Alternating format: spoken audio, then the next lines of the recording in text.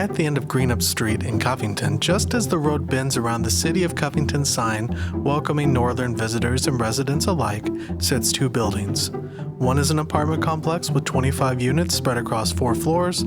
The other is a building that formerly housed Lil's Bagels, a specialty restaurant that was popular among local residents. This small stretch of road has become a microcosm of a trend that's swept up many in the urban areas of the region, both individual residents and businesses. As cities and economic institutions have made changes to draw in new development, demand for housing and commercial space has driven up property values and rent prices, making it harder for established residents and businesses to keep pace.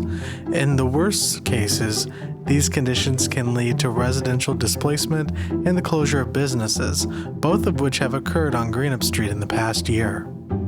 Lil's Bagels shuttered in January, following attempts to negotiate new lease terms with its property manager Gravity Management Group. The shop had been a fixture of the community for years. The occupants of the residential property called the Woodford faced a similar situation only a few months after Lil's left. In the early months of 2023, Woodford residents saw completion of construction on the Hayden, a luxury apartment complex built on the shell of the former Kenton County Administration Building, which housed the jail. Both the Woodford and the Hayden are managed by property management company Urban Sites. The Hayden is a 110-plus unit, $31.4 million project designed to bring young professionals and their families to the Riverside district of Covington, according to the development's website, with monthly rents ranging from $1,225 for a 550 square foot studio to $2,600 for a 2-bedroom, 2-bathroom unit with double the space. But why would the opening of a new building, all but one that was more expensive, affect rent prices in the Woodford? The answer lies in a set of overlapping historical and market conditions that have contributed to the rise of both rental prices and property values throughout the region, and indeed much of the country. To begin with, governments, civic organizations, and private firms have been making conscious efforts to increase economic development, attract employers, and draw new residents throughout the region since at least the 1980s. We want well-planned growth, said Northern Kentucky Chamber of Commerce President CEO Brent Cooper. We want a vibrant community. So the Chamber of Commerce, the mission of the Chamber is to promote business growth and improved economy in Northern Kentucky through leadership and advocacy, resulting in a better quality of life for all. The better quality of life for all is in our mission. And our role is to champion businesses, promote business growth, hopefully help contribute to a vibrant place that people want to live, an exciting place.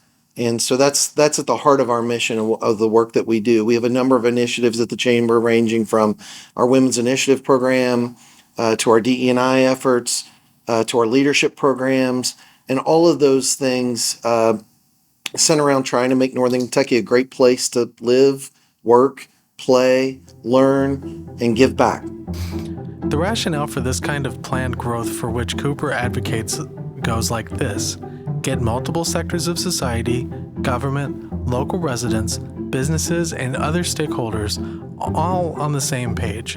Invest in a project that's purported to be mutually beneficial for all parties, an investment that usually involves funding from both public and private interests, then offer job opportunities that accompany the development to local workers who invest their wages and taxes back into the community. We, the Northern Kentucky Chamber, had the governor up to talk about the Prince Spence Bridge. Mm-hmm. We picked the backdrop with the bridge behind us down at the River Center. During that visit to Northern Kentucky, BNKY had some meetings set up. One of those, he was able to introduce, the head of BNKY was able to introduce the governor to the head of CTI. Yeah. Clinical Trials, big company in Northern Kentucky, doing extremely good work, in my opinion. And during that conversation, said, what would we need to have more health sciences investment in Northern Kentucky? We have Bexion Pharmaceuticals right at the end of Innovation Alley here. We have Gravity Diagnostics just around the corner. So we have these great companies that we really needed, by the way, during the pandemic. So he makes that introduction. How can we help support that health sciences community? So we need a lab. And so the mayor of Covington talked with the governor's office, put forth some initiatives. How could we get that advanced? Senator Chris McDaniel, who's chair of A&R, championed getting that health sciences lab. And so we were able to secure $15 million. That was something where the chamber then got engaged, said, hey, so on our day in Frankfurt, we talked about that health sciences lab at every meeting. And so that's a perfect example of how government, public, private folks can get together, champion something that then can lead to hopefully investment, more investment in our community. And that's exactly what's going to happen around the health sciences area. And that's a lot of jobs, a lot of people living in our community, visiting our restaurants, bars, enjoying the walkability of Covington, and also an industry that's growing in high wage jobs. You want well planned growth. Right? You want a vibrant community. Um, you know, a lot of what Covington takes in, the bulk of it, is payroll taxes. Mm-hmm. So the businesses and their employees are all contributing to the taxes that are being spent on services in our community.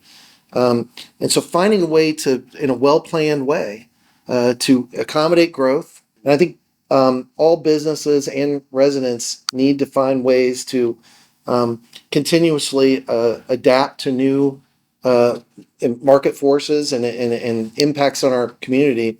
A big issue for us right now, and it's every community in the country for sure, are issues of inflation. We don't have enough. I think we have 2 jobs for every 1 person right now in the country. That is an issue that we're all going to have to deal with, and but we need investments in walkability, in bike paths and parks and quality of life. It all has to come together in a well-planned way.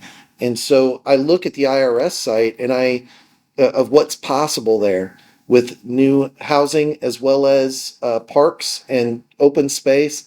And I look at that, I'm very encouraged as to what could be for Covington. A lot of what's happened, even on this block around us where we sit right now, tells a story and can contribute to all of our quality of life in a good way. The mural that's right behind you here, public-private investment to get that kind of art. Blink, the stuff that we tout every day as being special, comes from investments, both public and private, and you've got to continuously balance those. I'm not going to sit here and say that we don't have an issue with attainable workforce housing. That is a huge issue across the board, but it's also an issue in every metro area of the country. Development, however, is often a double-edged sword, said Shannon Ratterman, interim executive director for the Center of Great Neighborhoods, a Covington nonprofit. The center owns several residential and commercial properties and has contributed to the ongoing development of the city. So the Center for Great Neighborhoods is a nonprofit community development corporation, and we serve all of the city of Covington.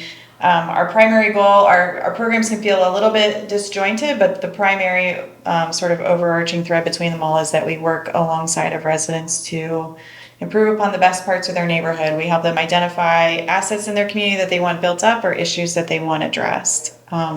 So that looks like we have real estate development programs where we renovate vacant, blighted homes, sometimes for home ownership, sometimes for rental properties, sometimes for commercial properties.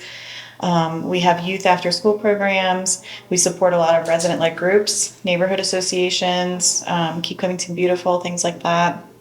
We also have free tax preparation services and 2 tax attorneys on staff that provide free legal representation to people who have an issue with the IRS. So that's us in a nutshell. The center's been around since 1976. I've been with the organization since 2013. Started as a community development specialist, mostly working along the community engagement and resident-led initiative side, and then I became interim executive director October of 2022. Properties we're turning around probably 2 properties a year in terms of taking them from vacant to a productive reuse. But we also, our real estate program is, we hold rental properties. We own the restaurant across the street and we rent it out to them. We redeveloped it and then rent it out to the restaurant underneath, and a second floor residential unit. And then we've also done other things like facade programs. So over the years, we've been able to grant money to homeowners to improve the exterior of their home. So we count those as sort of real estate projects that we're completing too, even though it's not something that we were ever had ownership over. Okay. So for an example, pipeline right now, we have 2 projects that are under construction. We have 6 townhomes that are going to go to construction this year. And then we have another 4 properties that we're working on sort of getting numbers for. Okay. Yeah, I'd say we've been affected by supply chains, things we have to like order really far in advance, specifically like electric panels. The price of wood, about 8 months ago really threw us off for one of our projects and really blew the budget on that one. Yeah, so we've had different things like that. Also just hiring labor, finding good contractors and good contractors that have time in their schedule to make these projects work, especially because, we are usually looking at small projects and to do like 6 at a time is pretty rare for us. It's usually one or 2 that we have rolling at a time. So we don't have enough business to keep a contractor busy all the time. So of course they're going to look at the bigger guys that have full-time work for them. So then when we try to get them, it's like, okay, well, I got to try and squeeze you in where I can. So yeah, I would say the biggest thing slowing us down in that way would probably be the hiring of contractors versus the literal supply chain. But the biggest hurdle to all of the projects is just money, making the finances work, especially because we're mission driven. So it'd be easier for us to buy a vacant property and make it into a $500,000 house and then sell that. It's harder when we say we really truly want to keep properties affordable and to keep people in their neighborhoods. So trying to rehab a house that sort of your average person can afford becomes difficult without additional subsidy or access to lower interest rates or some kind of other gap financing. Grants, yeah. In March, after construction on the Hayden concluded, Woodford tenants began receiving notices to vacate. Various upgrades were planned for the building, and in order for the company to execute them, the tenants could not live in their units. One tenant, Matthew Craig, said he saw it coming. Yeah. So I lived at the Woodford for about a year. I moved in there last year, early last year. And before that, I'd never lived in Covington. I'm from Northern Kentucky originally. But in all my apartment looking, I was looking in like over the Rhine, Northern Kentucky as well. This was by far like the best location and the best price. And the building it's just a really unique and awesome building. So when I had the opportunity to get a lease with it, I jumped on that. But the larger issue at hand is that Covington is finally starting to really feel the development that Cincinnati and the Ohio side of the river has really felt for the last 10 to 15 years. And so what we're seeing, not trending nationally, but also, starting to really tick up here is rental prices and affordability. And so the process that I think for me was the most upsetting part of all of this was that there were people that had lived in Covington for a long time and they couldn't afford to stay here. And these were vibrant people who offered a lot to the community, and the community offered a lot back to them. And we're losing those people to development, to not having affordable solutions. There is nothing that we're really doing currently to help alleviate these issues with renters specifically. And so for me, that's kind of just been the push and when we have buildings like this that are affordable, that have long-term residents, that have seniors and other people that have been here for a long time, to displace them for really no reason other than to make a dollar, that building is going to have a lot. It's gonna be nicer, and they're gonna double the rents, and it's just going to further phase people out of affordable housing. And this area specifically now, there is nothing from in Licking Riverside, there is no affordable housing, and that's just a reality. That building's the last one. There were 121 eviction cases scheduled to appear before a judge in April in Kenton County. Most of the cases, 54 exactly, were dismissed before trial, meaning the tenants either paid their rents or worked something out with their landlords to get them to drop their cases. 13 were settled out of court, 5 were dismissed in court, and 19 were scheduled for trial at later dates. 30 cases, meanwhile, received a default judgment from the court, which usually means the tenants did not appear at the designed court time. Invariably, the court rules in favor of the landlord when this occurs. Although the number of cases in eviction court vary from month to month, if one were to use the 30 cases ruled in favor of the landlord as a typical monthly pattern of outcomes, that would mean for every 10 families annually placed in sustainable housing with the help of organizations like HONK, at least 360 other people in the region lose housing. Craig, the Woodford resident who moved in knowing that an ownership change was likely imminent, eventually relocated to the Hayden when his lease expired due to its proximity to his former apartment. Although he was fortunate enough to be able to afford the new building, many of the other Woodford residents, he said, were not so lucky. Some couldn't afford to stay in Covington at all. Well, I mean, it's a wonderful building. I got a great balcony that I can, hang out on, enjoy the view, and it's got all the new amenities. But the only reason why I'm in this building is because I wanted to stay in this exact neighborhood. I've enjoyed my time here so much, not just all of Covington, although I need to venture more south. But I've really enjoyed the accessibility to the bridge and being so close to Cincinnati and being able to walk over to Roebling and get a coffee if I want. And so that's why I'm here. That's it. If I had the ability to have stayed in that building, I would have. And I know for a fact, almost every single, if not every single one of the people in the old building would have rather stayed there if they had the option, even with the building being as old as it was and having its quirks.